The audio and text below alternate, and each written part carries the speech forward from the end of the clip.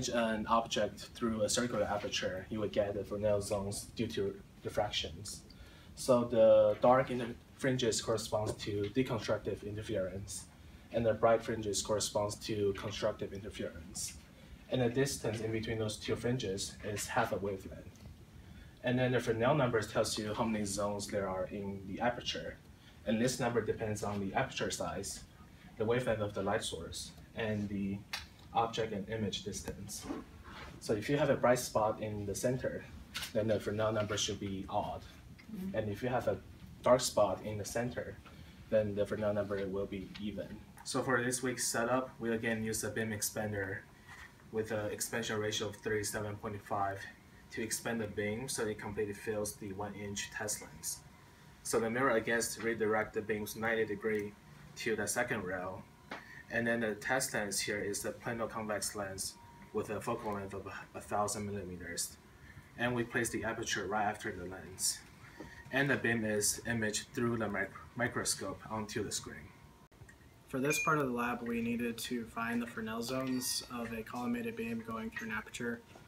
We used the Hartmann mask because it was the smallest aperture that we could get to work, and it has an aperture of about 1 millimeter. So to find the zones, we started looking for the NF equals 1 zone by sliding the microscope along the rail around the area that we knew it would be, which was around 395 millimeters away from the aperture. We then slid the microscope back towards the aperture to find the NF equals 2 zone. That should have been around 197 millimeters from the NF1 zone, but it was very hard to find the exact position of the NF1 zone because finding the difference in the brightness was a bit too difficult to pinpoint its exact location.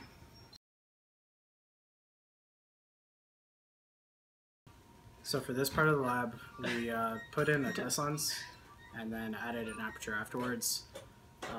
We set this aperture to a specific size, and then using our microscope, found the points of plus and minus 1 wave of defocus. What we used was the black dot method, which was finding the plus and minus 1 wave of defocus before and after best focus. As you can see, as we move the microscope down the rail, the spot will get bright, come to best focus, and then slowly get dark in the center again until we're at the other point.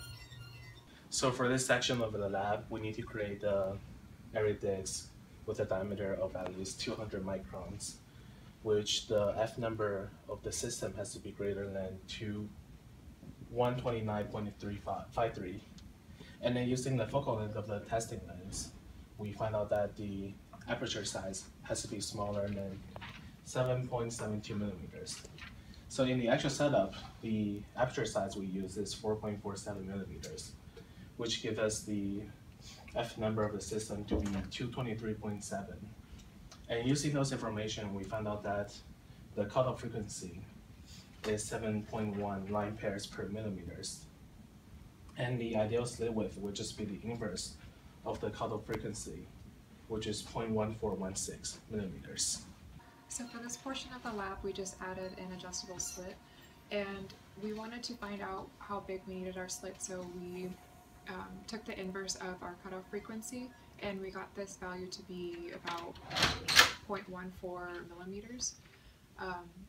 We set that to be 1.14 millimeters and moved the stage and X translation in about 10 micron increments to obtain different power readings on our detector.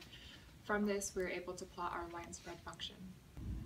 This is the distance versus aperture size plot for part C of the lab.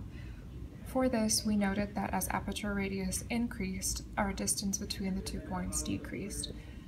In the blue, you see our experimental values plotted against our red theoretical values, which we had previously calculated. We were able to measure a line spread function using a slit. We did this by adjusting the slit location scanning this across the beam. For this, you see our initial power reading is near our dark reading, and it increases to a maximum as the beam passes through the center of the slit, and then decreases back down to its original dark reading. This is what is expected of a typical line spread function.